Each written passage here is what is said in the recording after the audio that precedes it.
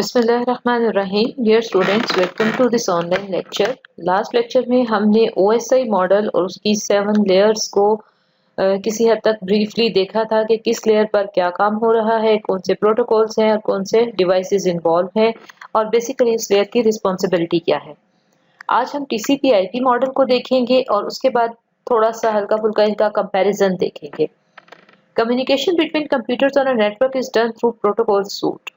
TCP/IP is the most widely used protocol suite for communication. TCP/IP was developed by US Department of Defense in 1969. अब TCP/IP जैसे आपने पहले देखा है कि OSI जो है OSI मॉडल किसने बनाया था? ISO इंटरनेशनल स्टैंडर्ड ऑर्गेनाइजेशन ने वो डिजाइन किया था मॉडल। इस तरह TCP/IP जो है ये अमेरिका के डिपार्टमेंट ऑफ डिफेंस ने 1969 में डेवलप किया था। हमारे पास जैसे बहुत सी जो इम्पोर्टेंट काम है, इंटरनेट जो है वो भी सबसे पहले department of defence United states ने ही इसको स्टार्ट किया था और बाद में जब ये आम लोगों के लिए अफोर्डेबल हो गया इस तरह से तो इस काबिल हो गया कि आम लोग भी उसकी कॉस्ट जो है वो बर्दाश्त कर सके, तो फिर से लोगों के लिए आम कर दिया गया। तो इस तरह जो यूनाइटेड स्टेट्स का डिपार्टमेंट ऑफ डिफेंस है उसमें से उसने काफ़ी सारी जो है वो कंप्यूटर इस टेक्नोलॉजी में अपना कंट्रीब्यूशन किया हुआ है। The most important capability of TCP/IP is that it provides communication between two or more computer systems used for communication over the internet. अब ये स्पेसिफिकली इंटरनेट पे या इवन के जो एक लोकल नेटवर्क पर भी अगर कंप्यूटर्स ने एक दूसरे के साथ कम्युनिकेट करना है तो वो TCP/IP प्रोटोकॉल यूज करेंगे। अब थोड़ी सी इसकी तफसील देख लेते हैं कि TCP/IP प्रोटोकॉल में बेसिकली कितनी लेयर्स हैं और किस लेयर पर कौन सा टास्क परफॉर्म होता है। Protocol suite is the set of communication protocols used on internet and many other computer networks, यानी इंटरनेट पे भी ये यूज होता है और बाकी अगर कंप्यूटर नेटवर्क्स हैं उनमें भी यूज होता है।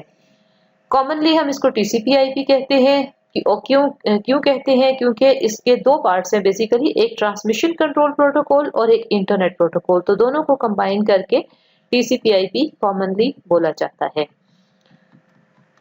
TCP/IP का जो आर्किटेक्चर है उसमें हर लेयर का जो है उसका फंक्शन डिस्क्राइब्ड है। The architecture of TCP/IP protocol describes the function of its each layer during communication between computers on the internet. जाहिर एक मॉडल है, जैसे OSI में आपने देखा कि हर लेयर का एक प्रीडिफाइंड पर्पस है, फंक्शन है, वही चीजें उसी तरीके से TCP/IP की जो लेयर्स हैं उनका भी हर एक लेयर का एक अपना फंक्शन है specific. Every computer on internet has a unique number assigned to it called IP address। अब नेटवर्क के ऊपर, इंटरनेट के ऊपर ये कंप्यूटर्स जो हैं जब एक दूसरे से कम्युनिकेट करते हैं तो ये एक दूसरे से किस तरह कम्युनिकेट करते हैं, बेसिकली हमें किसी भी इंसान को या किसी डिवाइस को मुखातिब करने के लिए पहले उसकी कोई आइडेंटिटी होती है, किसी को किसी के नाम से आइडेंटिफाई किया जाता है। इसी तरह नेटवर्क के ऊपर भी जब बहुत सारे कंप्यूटर्स होते हैं तो वो कंप्यूटर्स जो है उन सबको एक यूनिक आइडेंटिफिकेशन जो है वो दी जाती है, जिसको IP एड्रेस यानी इंटरनेट प्रोटोकॉल एड्रेस कहा जाता है। ये एक नंबर होता है 32 बिट का, जो कि हर कंप्यूटर के लिए यूनिक होगा, यानी अगर क्रॉस द इंटरनेट आप जब इंटरनेट से कनेक्टेड हैं तो जो आपके कंप्यूटर का IP है वो वर्ल्ड में और किसी कंप्यूटर का IP नहीं हो सकता। अब ये कैसे मुमकिन है कि पूरी दुनिया में एक वक्त में इतने ज्यादा कंप्यूटर्स हैं, तो हर एक को यूनिक एड्रेस कैसे दिया जा सकता है?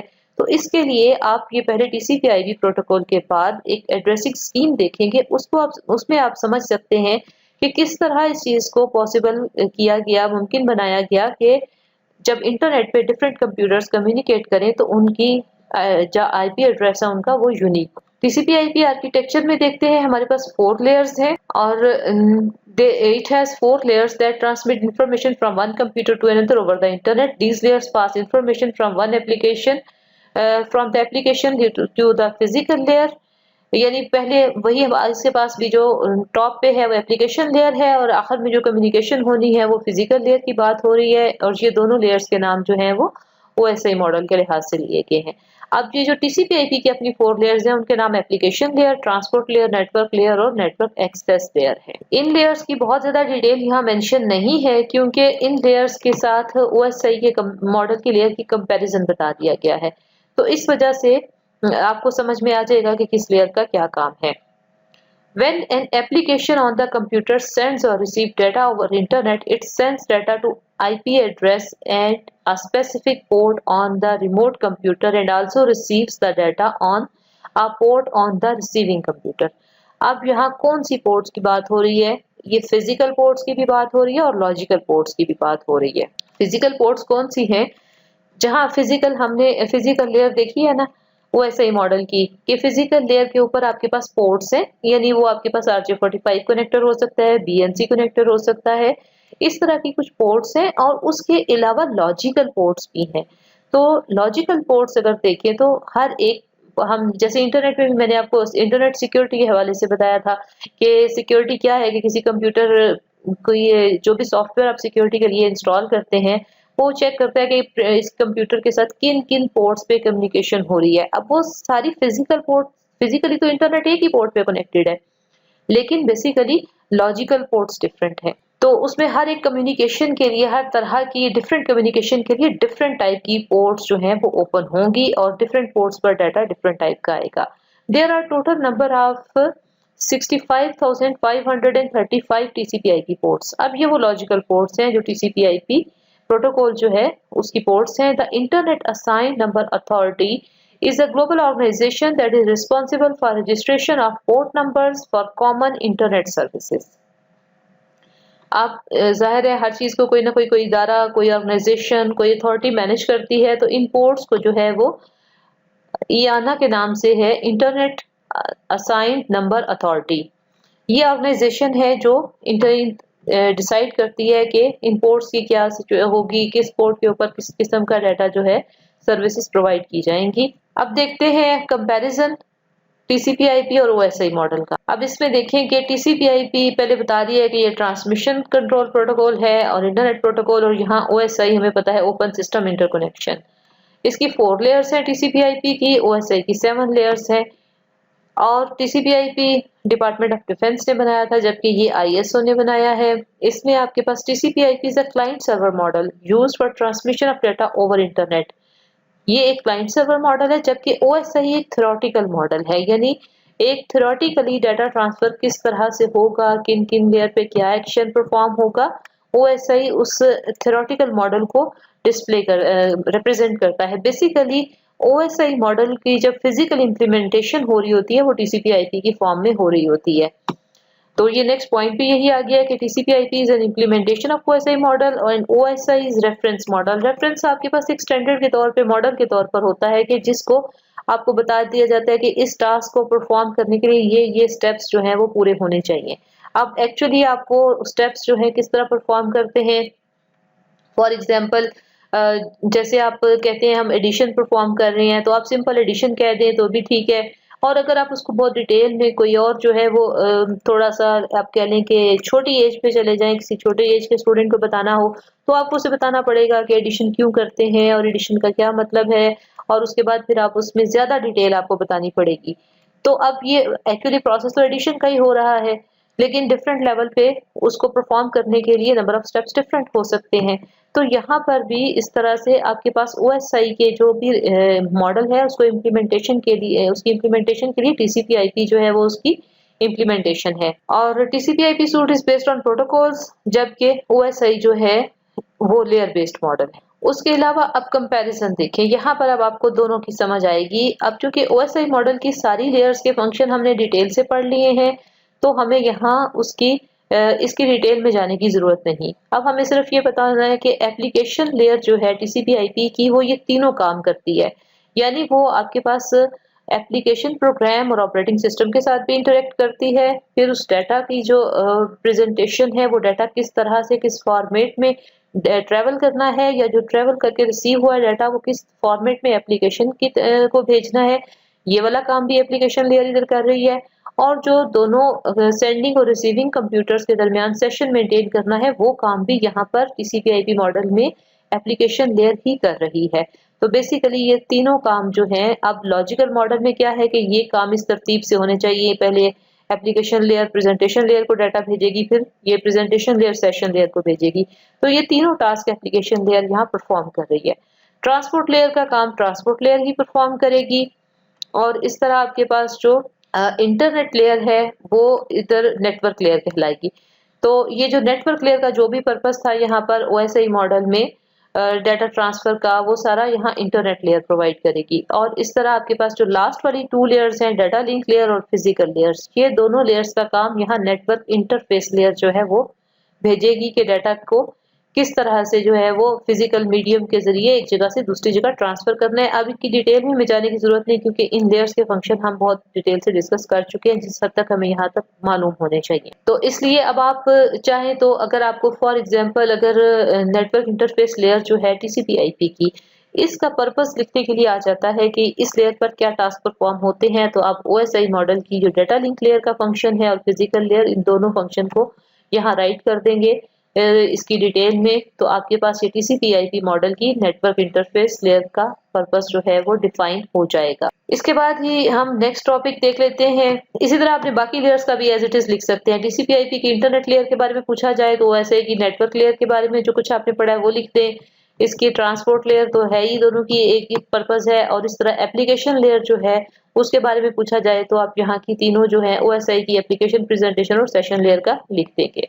तो अब हम मूव करते हैं नेक्स्ट टॉपिक पे, that is circuit switching end packet switching networks. आपने अभी तक नेटवर्क की काफी सारे मॉडल्स या काफी लिहाज से नेटवर्क्स की कुछ टाइप्स पढ़ ली हैं। आपने लैन, मैन, वैन वगैरह और वर्चुअल प्राइवेट नेटवर्क वो देखे हैं कि किस तरीके से जो साइज होता है, जियोग्राफिकल एरिया होता है, उसके लिहाज से नेटवर्क्स को किस तरह डिवाइड किया जाता है। फिर आपने उनकी जो फिजिकल अरेंजमेंट है, जैसे टोपोलॉजीज पढ़ ली हैं, जिसमें कि आपने देखा है बस टोपोलॉजी, स्टार टोपोलॉजी है, मैश है, और इस तरह से डिफरेंट आपके पास जो है रिंग टोपोलॉजी है। डिफरेंट मेथड्स हैं कंप्यूटर्स को फिजिकली कनेक्ट करने के। अब हम जो देखेंगे नेटवर्क्स की टाइप्स हैं वो डाटा ट्रांसफर के लिहाज से हैं कि जब कंप्यूटर्स पे डाटा ट्रांसफर हो रहा है एक जगह से दूसरी जगह, तो वो किस किस तरह का नेटवर्क हो सकता है।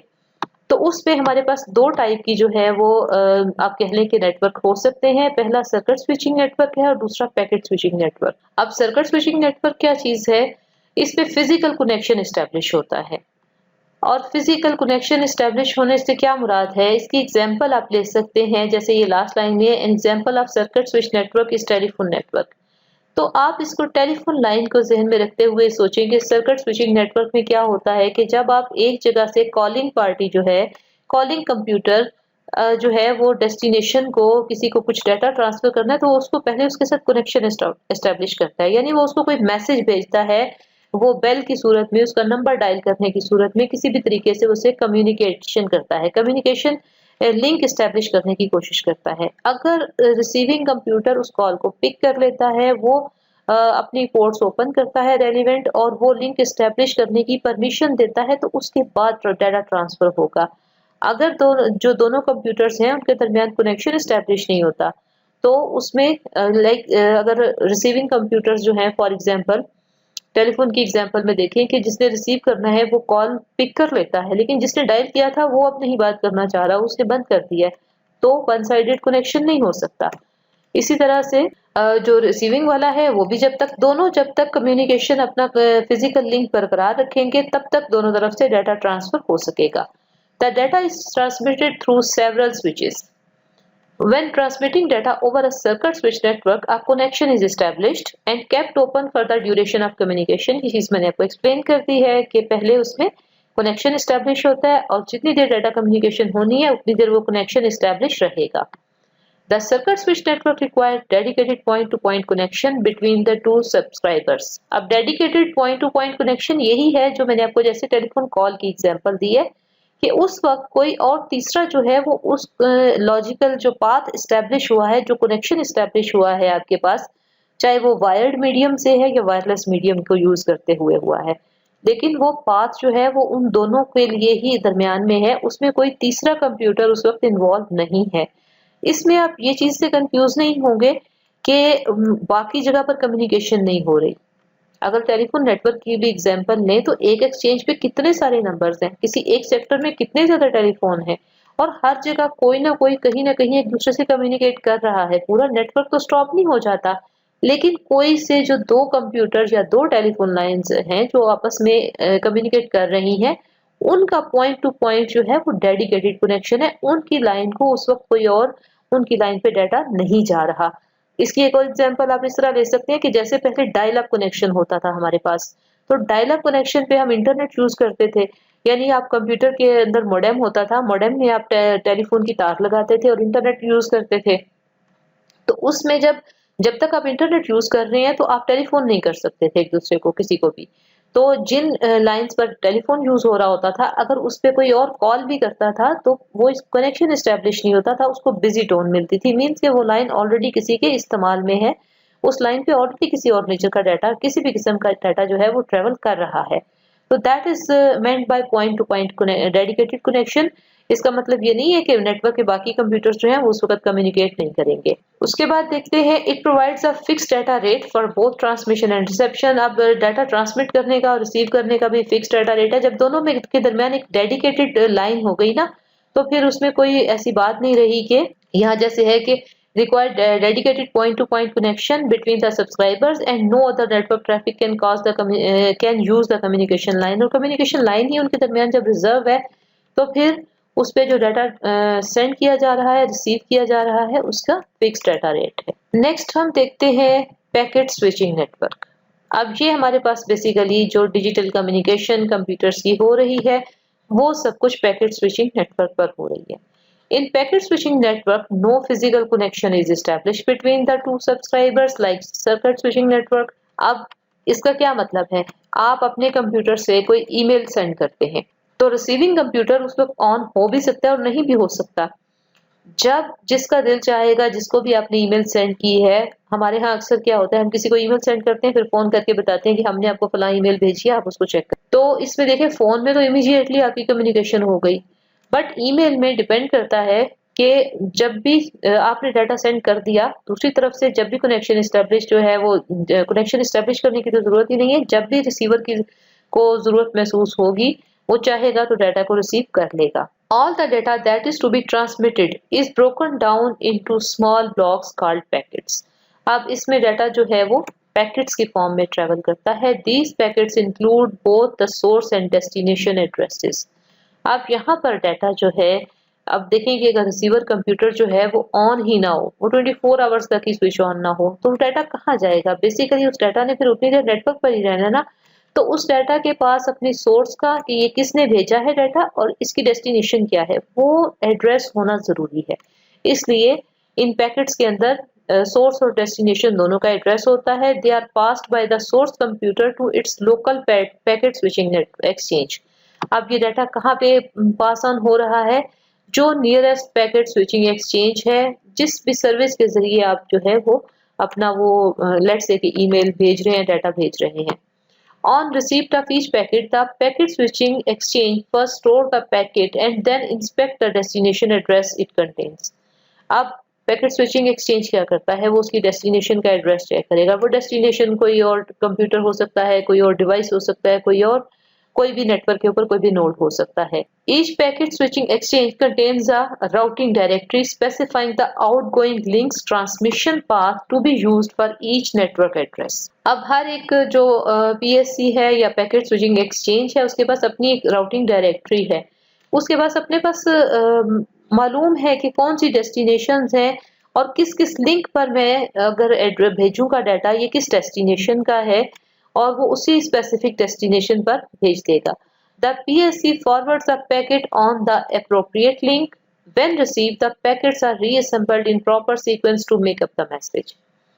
अब PSC के पास जो है वो जब डाटा उसने डेस्टिनेशन को भेजा, अब डेस्टिनेशन में जब कंप्यूटर ने उसको रिसीव किया तो वो दोबारा से रीअसेंबल होगा। जैसे यहाँ पैकेट्स में उसे डिवाइड किया गया था भेजते वक्त, यहाँ रिसीव करते वक्त उन पैकेट्स को दोबारा से असेंबल किया जाएगा और उनसे प्रॉपर सीक्वेंस में, यानी वो सीक्वेंस की इंफॉर्मेशन भी इधर सेंडर ने साथ भेजी है कि कौन सा पैकेट पहले नंबर पे है, कौन सा दूसरे नंबर पे है एंड सो ऑन।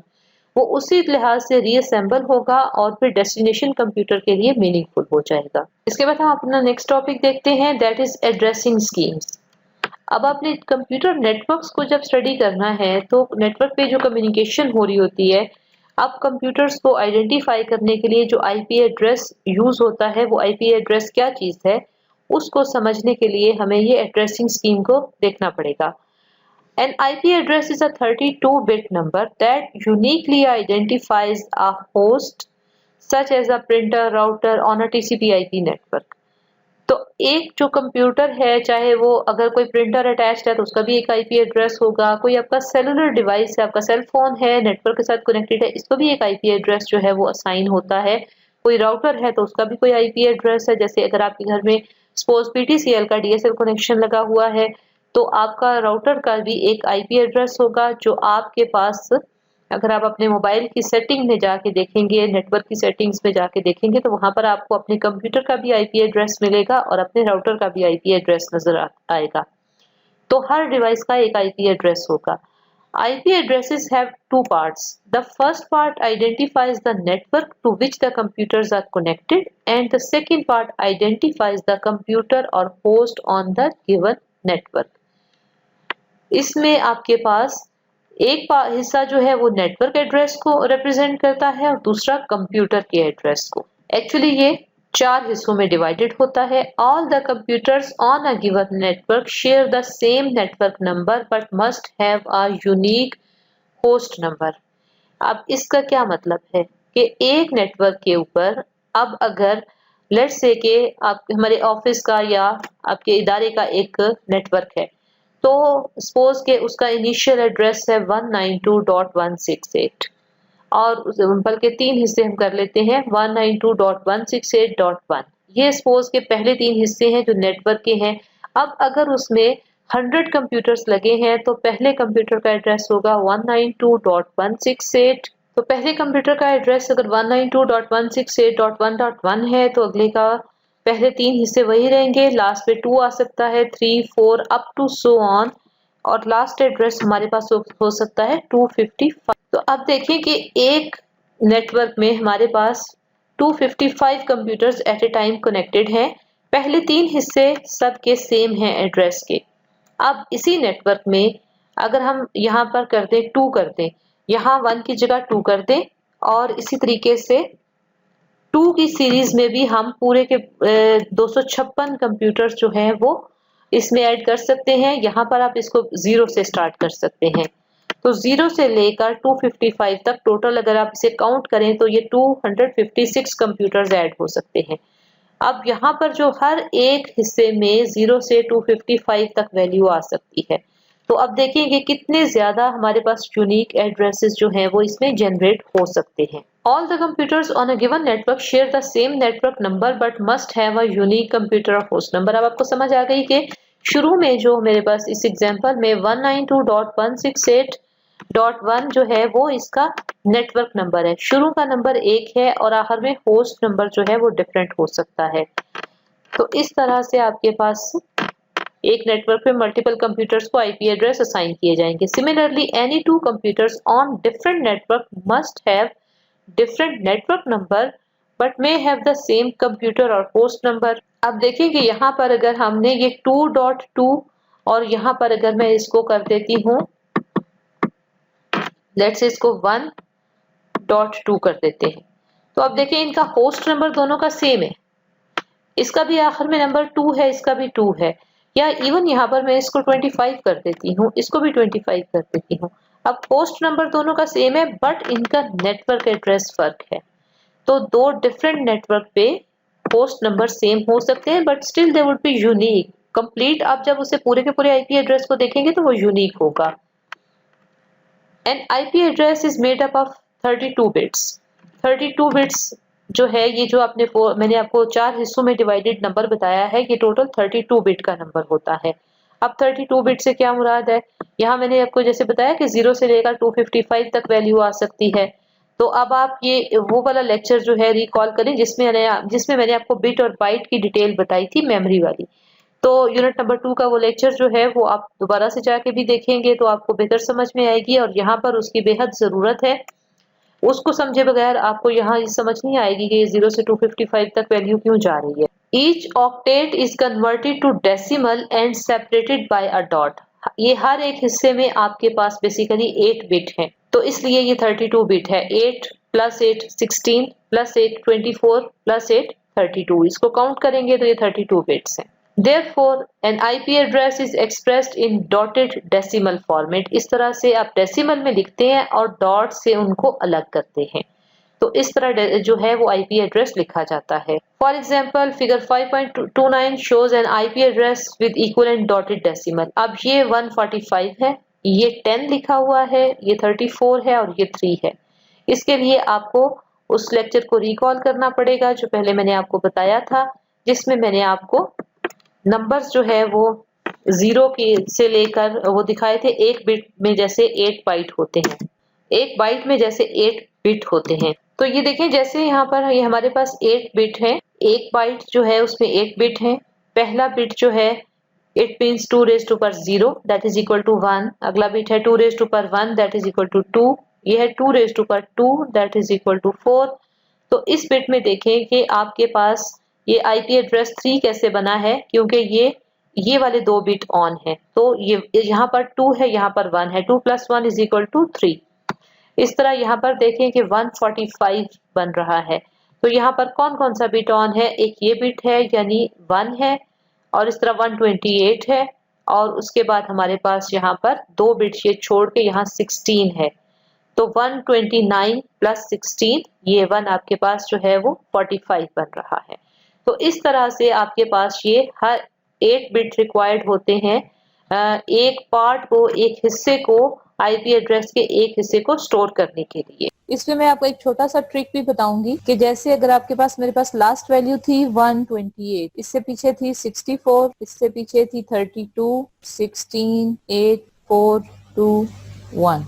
अब अगर आपने इन सब को ऐड करना है तो आंसर कैसे पता चलेगा कि मैक्सिमम इसमें कितना बड़ा नंबर आ सकता है? ये ट्रिक मैं आपको बताती हूँ। लेट्स से कि मैं इसको लिख देती हूँ, हमने इसको 2 raised to power 7 तक लिया है ना, तो यहाँ पर 2 raised to power 8 है। ये 2 raised to power 7 की वैल्यू है 6, 5, 4, 3, 2, 1, 0। तो इसमें देखते हैं कि आपके पास जैसे ये 2 raised to power, अगर आप इसको ऐड करेंगे, ये 0 से लेकर 2 raised to power 8 तक है ना, ये बेसिकली 2 raised to power 7 तक है। ये 8 मैंने यहाँ एक्स्ट्रा लिखा है, 8 इसका पार्ट नहीं है। ये क्यों नहीं है और मैंने यहाँ क्यों लिखा है ये मैं आपको बताती हूँ। पहले मैं इनको थोड़ा अलाइन कर लूं। तो अब देखिए, ये वाला पहला 0 जो है ये आपका, इसका मतलब है 1। 1 + 2 को ऐड करेंगे तो क्या आंसर आएगा? 3। अगर अब हमने एक सीक्वेंस में इनको ऐड करेंगे, 1 + 2 = 3, और अगली डिजिट देखें तो उसे एक नंबर बड़ी है 4। अगर इन तीनों को ऐड करें आप तो क्या आंसर आ रहा है? 4 + 2 6 + 1 7। तो उससे अगली डिजिट इमीडिएटली उससे बड़ी डिजिट है। इसी तरह से अगर इनको ऐड कर ले, आप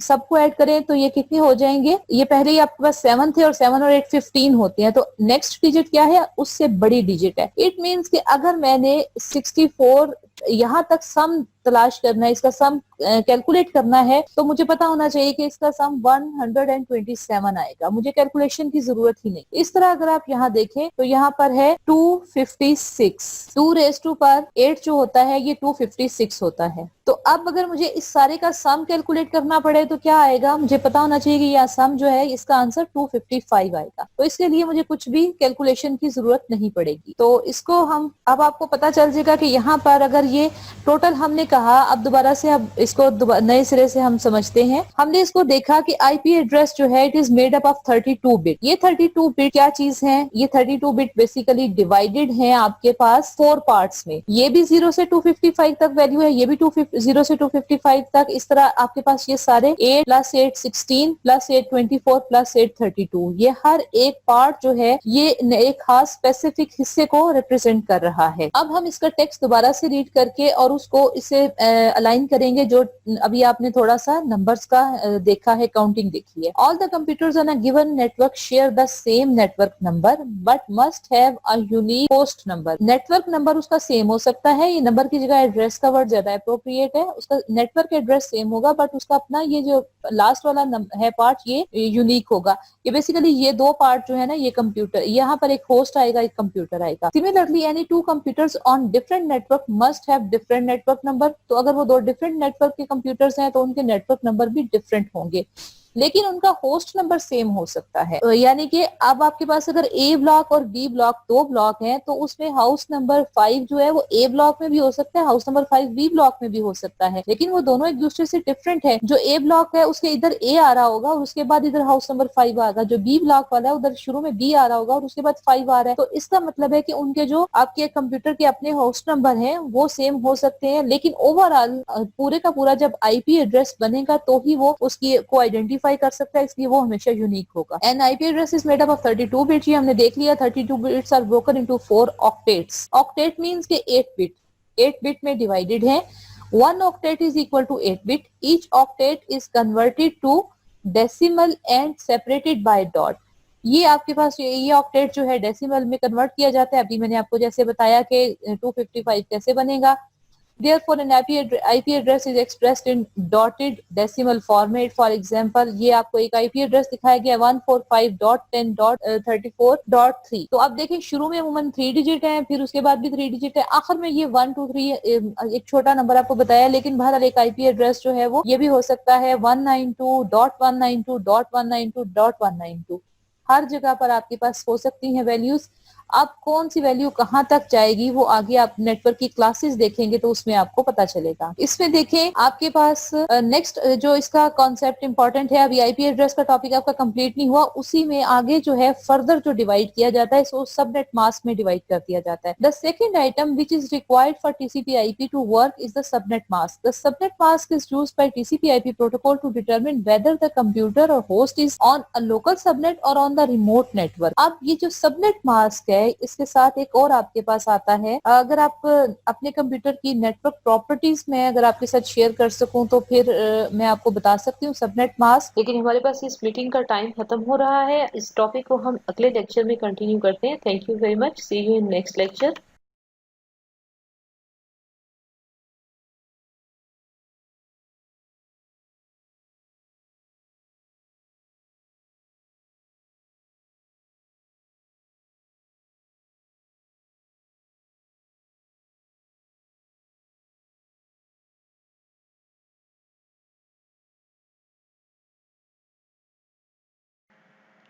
लेकिन हमारे पास इस मीटिंग का टाइम खत्म हो रहा है। इस टॉपिक को हम अगले लेक्चर में कंटिन्यू करते हैं। Thank you very much. See you in next lecture.